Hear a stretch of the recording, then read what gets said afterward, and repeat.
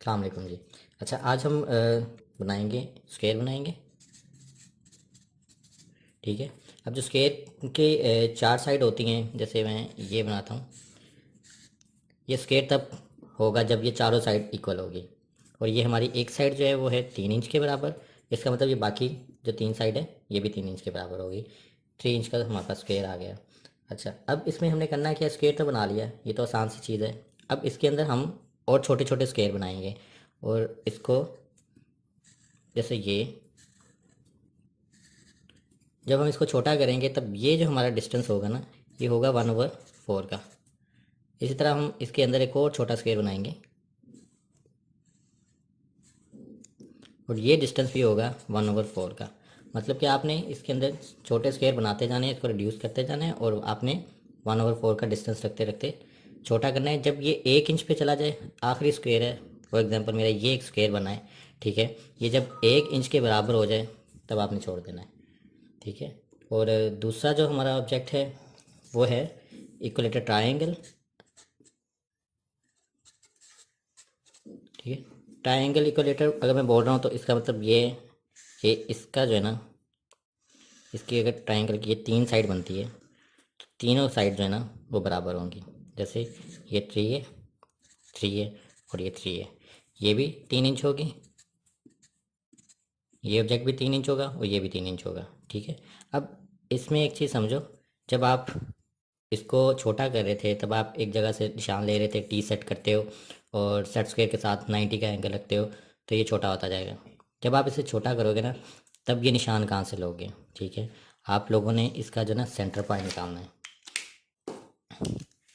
ये यहाँ से यहाँ तक सेंटर पॉइंट कैसे निकलेगा, इसको हाफ किया जो कि 1.5 होगा और इसको हमने इसके साथ मिला देना है। ठीक है।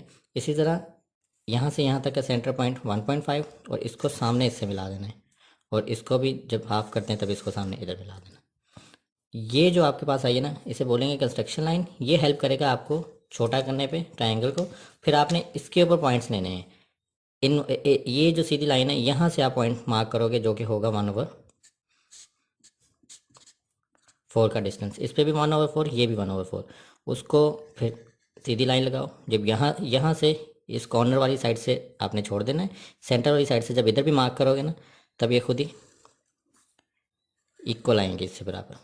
इसी तरह फिर दोबारा यहाँ से फिर मार्क करोगे और ये रुका, सेंटर सेंटर लाइन में आप मार्किंग करोगे, ये जो है वो रिड्यूस होती जाएगी। अच्छा, इसके अंदर जब आप छोटा करोगे, जब 3 ट्रायंगल बन गई आपकी तब आपने इसको छोड़ देना है। और एक और बात दोबारा बता दो, जब आप मैं इक्वलेटर ट्रायंगल बोल रहा हूँ तो इसका मतलब इसका जो एंगल होगा ना वो 60 डिग्री होगा। ठीक है। और इसके बाद हमारा तीसरा ऑब्जेक्ट है वो है सर्कल। अब सर्कल में दो चीज़ें होती हैं। ठीक है। एक होता है उसका डायामीटर और एक होता है उसका रेडियस। अगर हम रेडियस की बात कर रहे हैं तो हम इसका मतलब ये हमारा एक पॉइंट है, यहाँ से रेडियस की बात करें तो ये हमारे पास रेडियस आया। अगर इसको मैं राउंड करूँगा तो उसका जो डायामीटर का जो हाफ है उसे रेडियस बोलते हैं। अगर मैं आपको कहता हूँ कि जी आपने 3 डाय का, इसकी भी जो है वो 3 इंच ही कहते हैं, इसको भी हमने 3 इंच का ही सर्कल लगाना है। अगर मैं आपको कहता हूँ 3 इंच का डाया है आपका, तब आप एक पूरा सर्कल खींच लोगे। ठीक है। इतना आएगा। जब मैं आपको कहता हूँ कि 3 इंच का डाया पूरा हो गया और आपका 1.5 रेडियस है, ठीक है, 1.5 रेडियस जो है वो बराबर होगा 3 के। आप यहाँ से अपनी कंपास खोलोगे और इसको यूँ घुमा लोगे। ठीक है। इसको भी आपने दोबारा से एक और सर्कल लगाना है जो कि सिंक होगा 1/4 के, सेम इसी तरह। ठीक है। और इसको भी आपने जो है ना, जो एंड वाला छोटा सर्कल होगा वो आपका आ जाएगा 1 इंच का।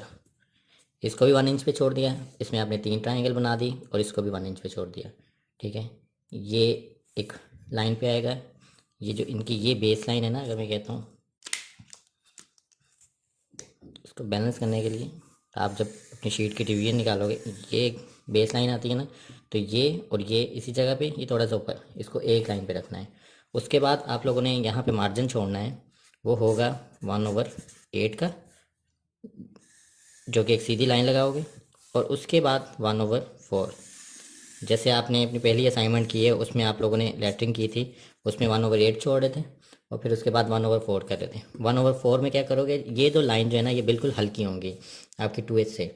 इसमें आप क्या करोगे, आप इसमें जो शेप बना रहे हो, ठीक है, उसके बारे में लिखोगे। उसकी ईच साइड जो है इसका लिखोगे, ईच साइड 3 इंच लिखोगे, 3 इंच। और अगर इसमें कुछ और, जैसे इसमें तो एंगल आ रहा है ना, तो इसका मतलब आप उसके आगे एंगल 60 लिख दोगे। अगर पूरा एंगल ना लिखो, सिर्फ 60 लिख के ऊपर ये सर्कल लगाओ। ठीक हो गया। अच्छा, अब इसका दूसरा पार्ट है जो कि इसी के नीचे होगा, हम उसमें बनाने जा रहे हैं पेंटागन। पेंटागन की 5 साइड्स होती हैं, ठीक है। और इसमें एंगल कौन सा इस्तेमाल हो रहा होता है, वो होता है 108 का। 108 का एंगल जो है ना वो आप लोग डी से लोगे। ये हमारे पास डी आ गया। अब देखो इसमें हम लोग इससे ले रहे थे 45 का एंगल, लेकिन इसमें फिक्स एंगल जो है ना वो आप तो इससे ले रहे हो, लेकिन इसमें देखो अगर मैं 108 की बात कर रहा हूँ ना तो ये 0 पॉइंट है। यहाँ से आप ये 90 तक चले जाते हो। 90 के बाद ये एक छोटे छोटे पॉइंट्स हैं, इनको गिनो और 108 पे जाके एक अपना निशान ले लो। जैसे मैं अगर यहाँ पे एक बना के दिखाऊँ आपको, छोटी सी बना के दिखाता हूँ। ये जो है कॉर्नर, इसका मेरा ये पॉइंट आता है, इसको इस लाइन के पैरेलल रखना है और ये जो क्रॉस बन रहा है यहाँ पे रखना है इसको। यहाँ पे इसको रखा 90। अब मेरा 108 का एंगल जो है वो इस तरफ गिर रहा है। 90 के बाद यहाँ तक मैं ये निशान आ रहा है, ये एक पॉइंट लिया और उसके बाद इसको मिला लिया, ठीक है। ऐसे ही आप जब इधर रखोगे 108, ये एक निशान आता है और इसको इधर मिलाते हो। इसी तरह जब ये लाइन लग जाएगी इधर निशान मिलाते जाओ, ठीक है। अब ये जो ऊपर वाले इसको यहाँ पे से उल्टा कर दोगे और यहाँ से अब ये सीधा 90 का जा रहा है। अब इस तरफ को देखोगे तुम लोग, जो है वो 100 के बाद एक निशान लिया और फिर इसको मिला दिया, ये आपका जो है वो पेंटागन बन जाएगा। अब इसका एंगल है 108। अच्छा, इसकी जो ईस्ट साइड है ना वो आप लोगों ने रखनी है, इधर तो 3-3 इंच चल रहा था, इधर रखना है आपने 3/4, ठीक है। जो 3/4 में कंफ्यूज है वो इंच को पढ़ना बताया है, वो वाली वीडियो में जाके इसको देख ले, ठीक है। और फिर उसको समझ आ जाएगी। अब इसमें जैसे ये कर रहे हैं हम लोग, बेस लाइन हमारी एक ही होनी चाहिए, जैसे यहाँ पे बेस लाइन एक थी, ठीक है। इसके बाद इसके अंदर कुछ और नहीं बनाना, सिर्फ इसी को बनाना है। इसमें तो हम छोटा छोटा कर रहे थे ना, इसमें वैसा नहीं करना। अब इसके बाद ये जो दूसरा ऑब्जेक्ट है जो हमारे पास वो है हेक्सागोन। हेक्सागोन की जो है वो 6 साइड्स होती हैं, पेंटागोन की 5 साइड्स हैं।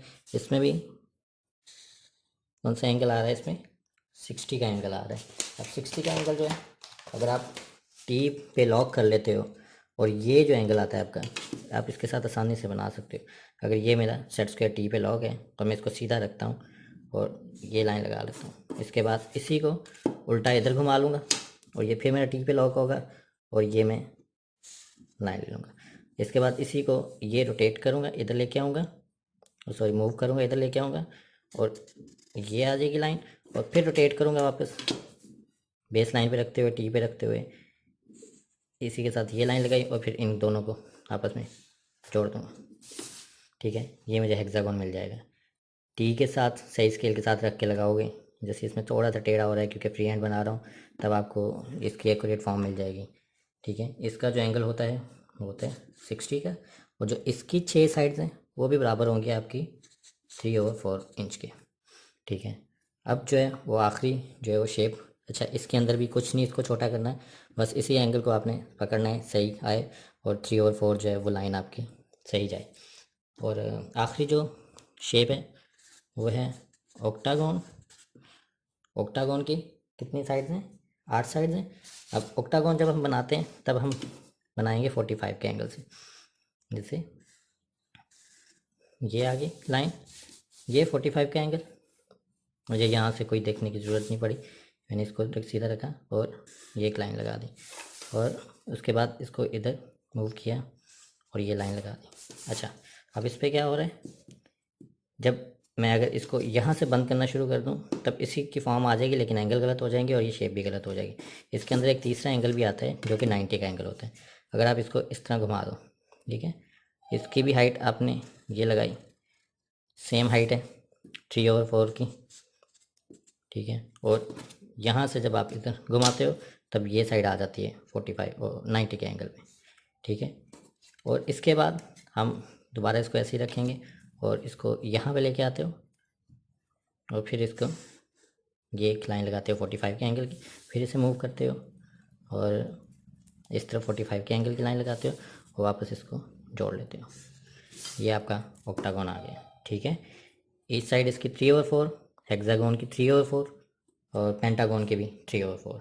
इसके अंदर आपने इसको रिड्यूस नहीं करना है, बस ये 3 शेप चाहिए। और इसके बाद जो ये है आपका 1/8 बेस लाइन आ जाती है आपकी, ठीक है। उस पर उसके बाद 1/8 की एक और लाइन आई है और फिर एक और लाइन आई है जो कि 1/4 है। अच्छा, इसको भी आपने इसी तरह ही इसकी डिवीज़न निकाल लेनी है। ये जो डिस्टेंस होगा टेक्स्ट लिखने का डिस्टेंस वो 1/8 होगा और जो टेक्स्ट लिखा जाएगा वो 1/4 पे लिखा जाएगा, ठीक है। और इसका जो ये है डिस्टेंस,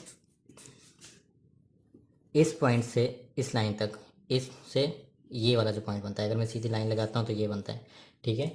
ये 1 इंच है, ये भी 1 इंच है। ऐसे ही यहाँ से यहाँ तक का डिस्टेंस, ठीक है। ये जो अगर मैं लाइन खींचता हूँ तो ये क्योंकि ये शेप यहाँ से शुरू हो रही है, ये भी 1 इंच होगा और यहाँ से यहाँ तक का जहाँ पे भी सर्कल ये हायर एंड इसका जो टच हो रहा है वो 1 इंच होगा, ठीक है।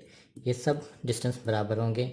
और आप जब मैंने बताया था बाउंड्री एरिया मार्क करते हैं आप, तो जो बाउंड्री एरिया मार्क होगा आपका, फॉर एग्जांपल ये बाउंड्री एरिया मार्क हुआ होगा आपका, तो आपने ये जो डिस्टेंस है ना, ये जो शेप शुरू करनी है, ठीक है। और ये भी ये एक ही लाइन पे होगी और ये आपका 1.5 इंच होगा, ठीक है। और ये जो यहाँ से ऊपर तक का डिस्टेंस होगा, अगर ये बाउंड्री एरिया चल रहा है आपका, ठीक है, तो ये भी 1.5 होगा। और जो नीचे इस वाली बेस लाइन से जो ये अगर बाउंड्री एरिया है आपका, तो जो बेस लाइन तक इस लाइन से यहाँ तक जो आ रहा है, ठीक है, डिस्टेंस वो भी 1.5 इंच होगा, ठीक है। यहाँ पे आपका टाइटल ब्लॉक आ जाएगा और यहाँ पे जो एरिया जो भी स्पेस बच रही है वो वैसे की वैसे आ जाएगी, ठीक है। इन 3 डिस्टेंस को मेंटेन करना है और फिर ये इनके साथ जो एक शेप से दूसरी शेप का डिस्टेंस है ये मेंटेन करना है आपने।